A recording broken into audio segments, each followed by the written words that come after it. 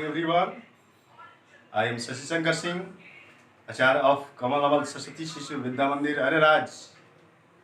In today's class, I am telling about the changing process of desktop background and wallpaper or changing the screen saver. तो desktop का background change करने का अर्थ है कि हमारा Windows का जो डेस्कटॉप है उसके अपीयरेंस, उसके लुकआउट को बदल देना। तो हम अपने डेस्कटॉप का लुकआउट बदल सकते हैं। To change the desktop background, first of all right click on the blank area of the desktop. A shortcut menu will appear. Select personalize or properties option from the menu. सबसे पहले हम desktop के खाली जगह पर mouse का right button click करते हैं तो एक नीचे शॉर्टकट ऑप्शन खुलता है जिसमें सबसे नीचे पर्सनलाइज किसी वर्जन में प्रॉपर्टीज करके रहता है। उस ऑप्शन पर जब क्लिक करते हैं उसके बाद हम दूसरा ऑप्शन खुलता है बैकग्राउंड का option. Then click on the desktop background option, select any background from the displayed list and click on the save changes button and click on okay and apply button. तो हम desktop के background option पे click करते हैं तो बहुत सारे background के लिस्ट खुलते हैं जो हमारे रिक्वायरमेंट के अनुसार होगा। जिसको हम पसंद करना चाहते हैं उसको हम सेलेक्ट करके उसके बाद सेव चेंज बटन पे क्लिक करने के बाद ओके और अप्लाई बटन पे क्लिक करते हैं। हमारा डेस्कटॉप का बैकग्राउंड उसी के अनुसार दिखने लगता है। Now I telling about the process of changing a screen saver of desktop. Screen saver का मतलब है कि जब हमारा कंप्यूटर आइडल होता है उस समय हमारे स्क्रीन पर कोई पिक्चर या कोई टेक्स्ट मूव करते रहे या प्रदर्शित होते रहे जब तक कि हम माउस को टच नहीं करते। To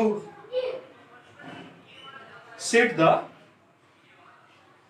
screen saver, right click on the blank area of desktop. A shortcut menu will appear where select personalize option from the menu. Then we click on the screen saver option, set the screen saver to 3D text. Type any text in the customized text box and set the wait time in 1 minute. इस time को हम बढ़ा घटा सकते हैं। Drop down list होते हैं उस पर हम ऊपर क्लिक करेंगे, बढ़ा सकते हैं, नीचे करके घटा सकते हैं। इस तरह से हम टाइम अपने रिक्वायरमेंट के अनुसार सेट करेंगे। कितने देर तक हम माउस नहीं छूते हैं तब तक वह स्क्रीन पर हमारा मूव होते रहे, कोई टेक्स्ट दिखते रहे। And after clicking on